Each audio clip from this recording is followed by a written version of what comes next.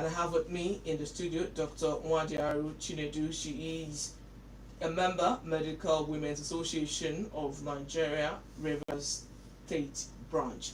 A very good morning to you, Doc. Thank you for coming. Good morning, Rivers State. Nice to be here. I also have with me in the studio Mrs. Amarachi Egulam. She is from CADEC and she is a project officer of CADEC. A very good morning to you, Mrs. Egulam. Thank you for coming. Good morning, listeners. Okay, let's just go. Let's just dive in straight. What would you say HPV, Doc? What exactly are we talking about?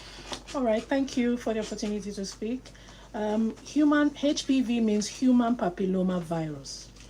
Human papilloma viruses are a group of papilloma viruses that are specific to humans. They occur in humans, and they have been implicated in majority of the cases of cervical cancer that we have. Okay, from what you're saying now, so more or less female now. Is it just a female or? It affects males and females equally, because they, beyond causing cervical cancer, they have also been implicated in causing other cancers and genital warts as well. Other cancers like penile cancer, oropharyngeal cancer, vaginal cancer, vulvar cancer, and also cancer of, I've said oropharyngeal, so cancer of the throat.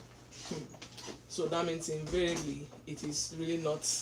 Okay, now I want us to look at, just I was speaking with you off mic, that just some weeks ago, the vaccine for HPV was launched in Nigeria and the rest. We'll talk about that really in the course of the program. But we understand that HPV 16 and 18 can lead to cervical cancer, but now, how can we relate this to teenagers and adolescents? Okay, so the thing with HPV is that it is transmitted majorly by skin-to-skin contact through the sexual route. So, if you have been exposed to sexual intercourse on any type of sexual intercourse, you have an 50 to 80% chance of coming down with an HPV infection, which means that as many persons that have had, sexual intercourse, they have an increased risk of coming down with the HPV infection. Now, it occurs naturally. The thing with viruses is when they occur, they run their normal course and usually will go away on their own. Even if you do not intervene, what we usually do is to try to prevent opportunistic infections. Now, for human papilloma, the human papilloma virus, when it occurs in a few months, in some say 2 years, some say 12 to 24 months, it will usually clear on its own. But it's not usually so for for some persons, and you find that they go on to have cervical cancer. Now, there are up to 40 strains. We talk about 40 strains. 40? Yes, 40 strains, because HPV is said to be the commonest genital infection, one of the commonest genital infections of the reproductive tract. Out of these 40 strains, some of them are notoriously known to cause cancer and other things. Like the strain we're talking about, 16 and 18, has particularly been known to be associated with cervical cancer. There are other strains like the 11 strain, which has been associated with genital warts. But now, why you also asked me about adolescents. Now, it has been said there are a lot of schools of thought with regards to the age range. It has been said that HPV infection occurs commonly in late teens to 20. That's one line of reasoning. And secondly, why we like to, maybe we'll go on to talk about this later, is because we want to intervene before the infection comes in. So let me not jump the gun. I'm sure we'll get to that as we go. Yes, we'll look at, of course, all that before we go. But I think you should just jump into it now. Okay. Let's just dive in now. Okay. Let's not wait. So now, with regards to the vaccines, that's one of the reasoning behind the campaign, the HPV vaccine campaign that's going on in some parts of Nigeria. Now, the thing with the HPV, how HPV causes cervical cancer is when the individual gets infected, the virus causes mitotic changes at mucosal level. Let me not go into too much grammar, but it causes the cells of the cervix to begin, to divide and to grow abnormally. usually cells will grow and at a point they will die. So the human papilloma virus breaks that chain such that the cells now begin to grow abnormally. So it makes sense because cervical cancer is a preventable cancer in the sense that if you intervene before the infection, you can prevent majority up to 95 or 97% of cases. So you want to intervene before the infection even occurs. Remember, we had said that as long as you have been exposed to sexual intercourse, you have a high likelihood of coming down. In fact, most of us have been exposed to it. It's just that we clear it from our system. The body builds immunity and clears it. So now, the reasoning behind the vaccination campaign and vaccination that is going on is you want to intervene before the infection. You want to intervene before sexual activity even occurs.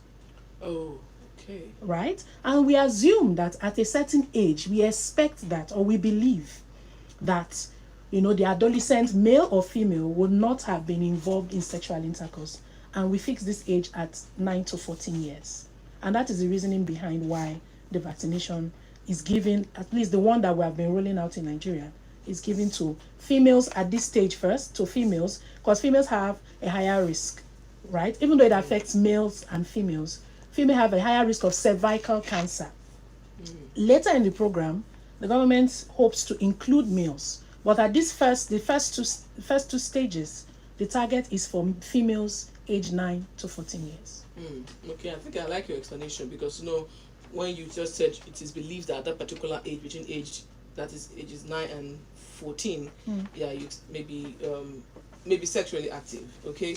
Because what I wanted to ask before was that won't it seem as if you are more like encouraging, because I know somebody will be encouraging early sex or promiscuity, but of course it is just to prevent this HPV. Now that they are still young, let's just help them to ensure that have a safer future. It doesn't make this an example someone gave. It says you do not wait for your child to fall off a bike before you get them a helmet.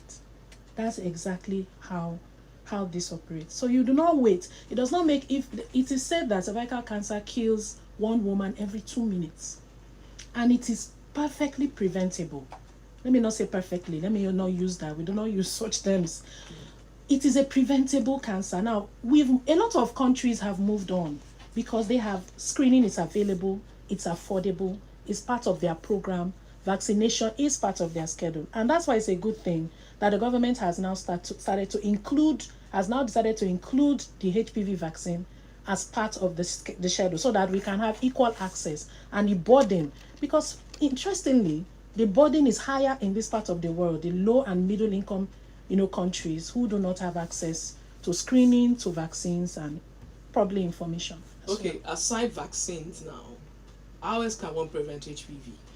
Okay, so now there's a strategy that in relation to what we're celebrating today, Cervical Cancer Elimination Day of Action. There's a strategy that was launched 3 years ago, and the aim was to ensure that we get 90% of women vaccinated, 70 of them screened, and another 90%. Okay, I hope I'm not mixing up the figures, but the aim is that we want to get the first step is to get vaccinated, right? That's the first prevention, the first overriding prevention, to get the vaccine, the HPV vaccine. Now, what we have in Nigeria, there are different vaccines that are approved, but what the government has recently launched is what we call the Gardasil 9. It's 1 dose, and it protects the girl, or whoever the recipient, not just from cervical cancer, but from anogenital warts as well. So the first step in prevention is getting vaccinated. Now, the second step, which some people also talk about, is using condoms safely. But that has also been, there are a lot of schools of thought with regards to that, because condoms cannot cover the entire surface. This thing is transmitted via skin-to-skin contact. So there's still failure rates to a large extent is still high, right? But it's still one of the measures that can be used.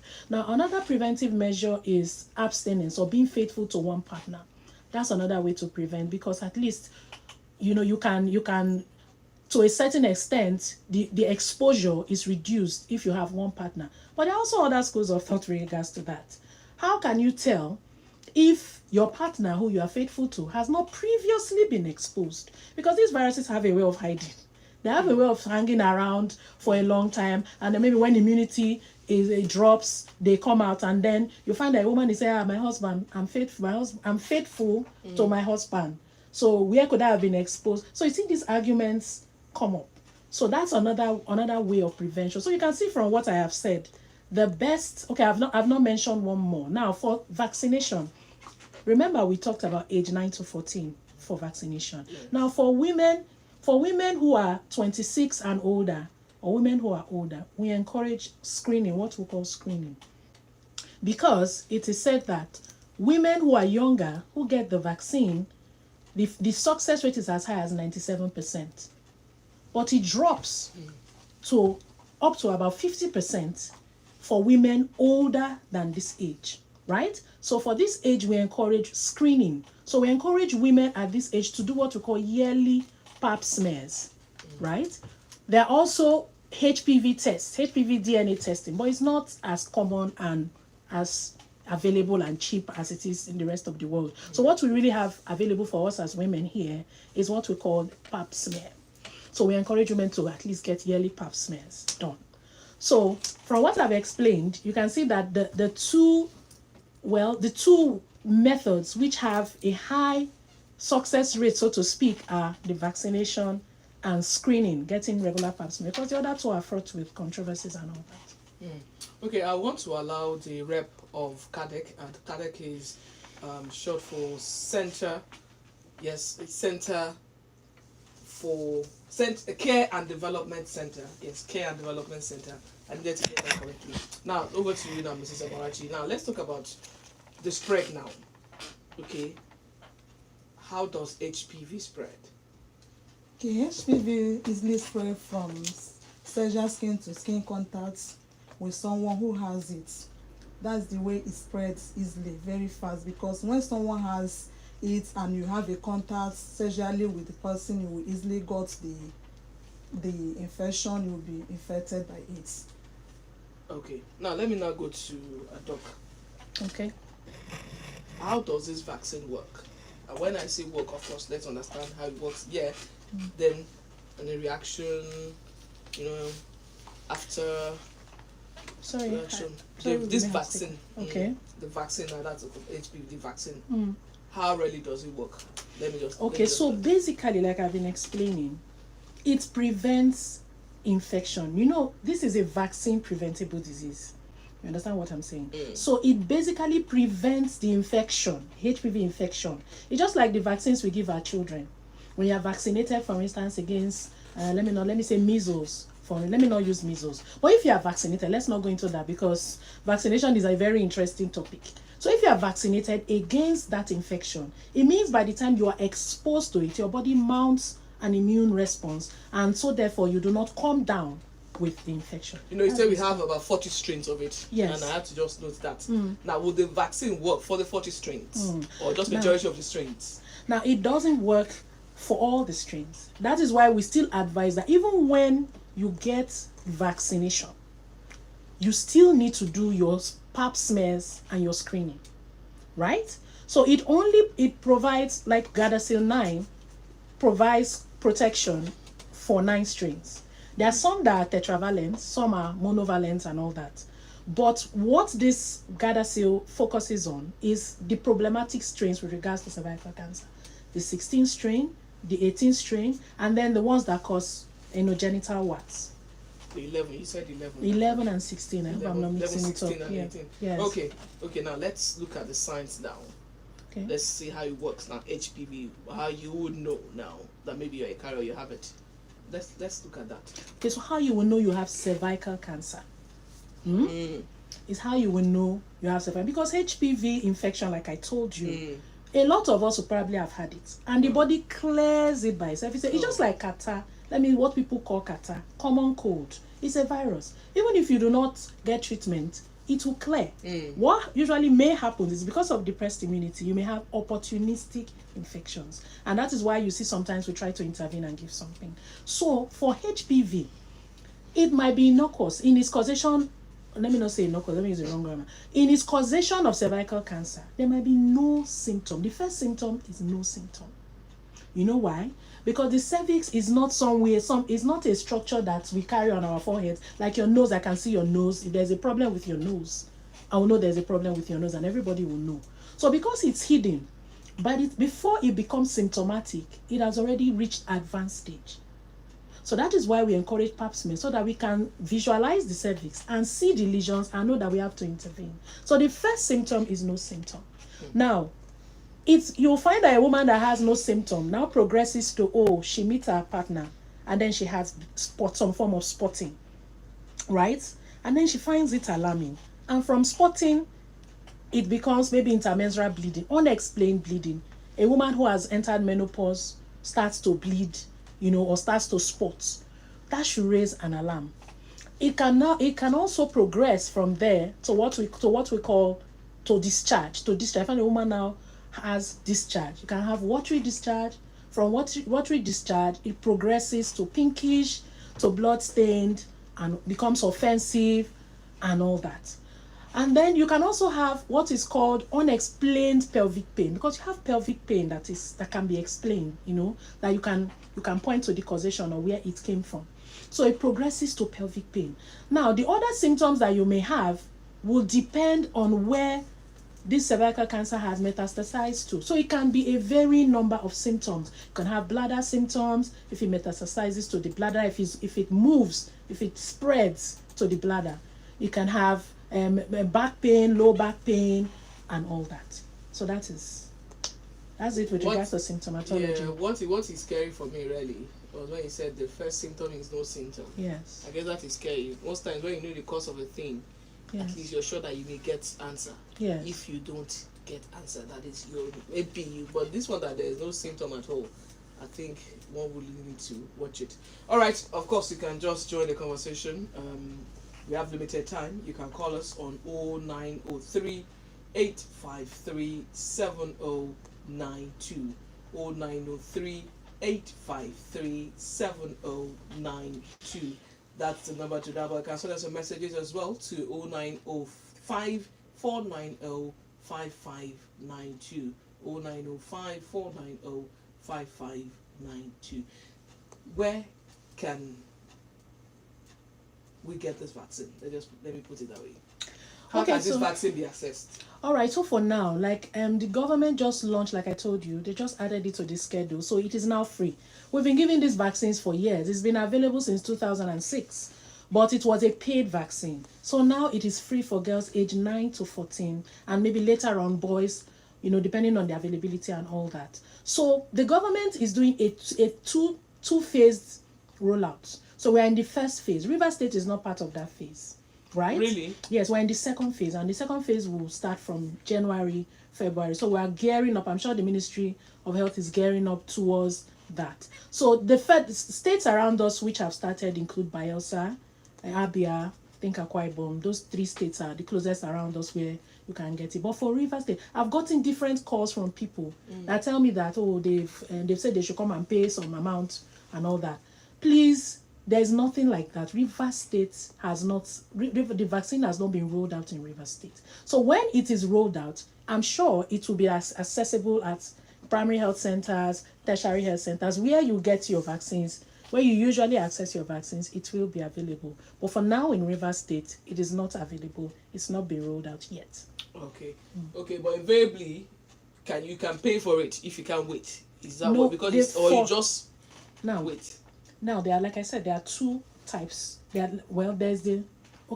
the paid, the one that you pay for. That one is not on the schedule. Right?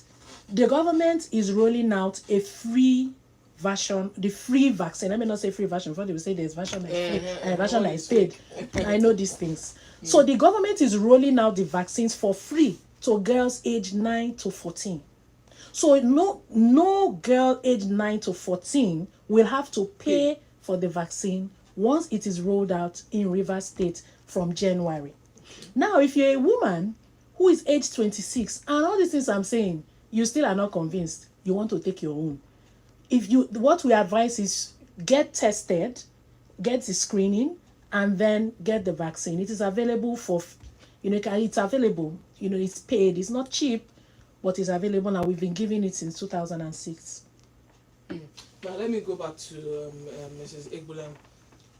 As a CSO representative, what role now is CADEC playing now? Care and Development Center. What role is your organization playing so that women are protected from HPV? Okay, we go to local communities, religious organizations, media platforms.